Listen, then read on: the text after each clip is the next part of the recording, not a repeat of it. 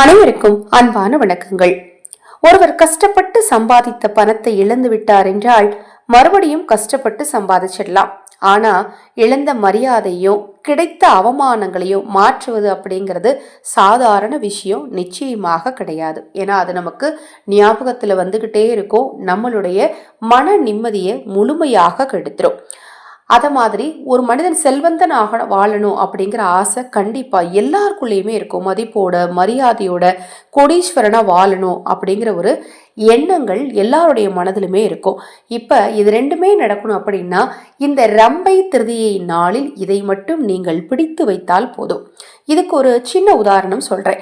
தேவலோகத்தில் இருக்கக்கூடியவர் தான் ரம்பை என்பது நம் அனைவருக்கும் நன்றாக தெரியும். அவருக்கு ஒரு சமயத்தில் அவமானம் நேர்ந்த போது பூலோகத்தில் தவம் இருக்கும் பார்வதி தேவியை வழிபாடு செய்து இழந்த மதிப்பையும் மரியாதையையும் திரும்ப பெற்றுக்கொள் என்று தேவேந்திரன் கூறுகிறார். அதை கேட்டு பூலோகம் வந்த ரம்பை தவம் செய்து கொண்டிருந்த அம்பாலை சுற்றி வாழை மரமாக இருந்து அம்பாளுக்கு பாதுகாப்பாக இருந்தாராம். கார்த்திகை மாதத்தில் வரக்கூடிய திருதியை திதி என்று மஞ்சளில் அம்பாலை செய்து வைத்து வழிபாடு செஞ்சாராம். அப்படி செஞ்சதன் விளைவாகத்தான் அம்பாள் ரம்பைக்கு காட்சியளித்து அவர் இழந்த அனைத்தையும் பார்த்தீங்கன்னா திரும்ப பல மடங்காக அதிகமாக பெறச் செய்தார் அப்படின்னு புராணங்கள் சொல்லப்படுது. அப்பேற்பட்ட சக்தி வாய்ந்த ரம்பை திருதியை தான் பார்த்தீங்கன்னா இன்று, அதாவது 3/12/2024, அதுவும் செவ்வாய்க்கிழமையில அம்பாளுக்கு உகந்த நாள்லே வந்திருக்கு.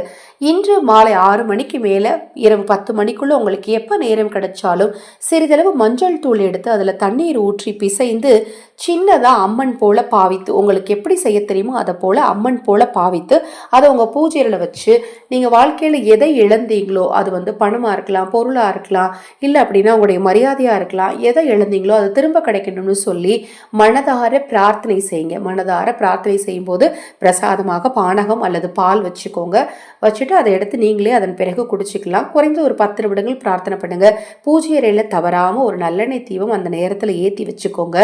இப்படி இந்த நாள்ல, இந்த ரம்பை திருதியை நாள்ல நீங்க வழிபாடு செய்வதனால பாத்தீங்கன்னா உங்கள் வாழ்க்கையில் நீங்க இழந்த அனைத்தையும் நிச்சயமாக பெற முடியுங்க. இந்த நாள்ல நீங்க மஞ்சளை தானம் செய்தாலும் நீங்க நினைச்ச காரியம் எல்லாம் காரிய தடை இல்லாம நடக்கும். இது போன்ற எண்ணற்ற தகவல்களை தெரிந்து கொள்ள நமது சேனலை சப்ஸ்கிரைப் பண்ணிக்கோங்க. வருகிற பஞ்சமி யாக வேள்வியில் உங்கள் குடும்ப உறுப்பினர்களின் பெயருக்கு குங்கும அர்ச்சனை செய்து கொள்ள விரும்பினால் 9344692042 இந்த வாட்ஸ்அப் எண்ணுக்கு தொடர்பு கொள்ளுங்க. குங்கும அர்ச்சனை செய்பவர்களுக்கு ஸ்ரீ சக்கர பிரசாதமும் சேர்த்து அனுப்பி வைக்கப்படும். மேலும் அதை பற்றி விவரங்கள் உங்களுக்கு தேவையெனில் வாட்ஸ்அப் பண்ணுங்க. அனைவருக்கும் எனது அன்பு வணக்கங்களை கூறி இந்த பதிவை நிறைவு செய்து கொள்கிறேன்.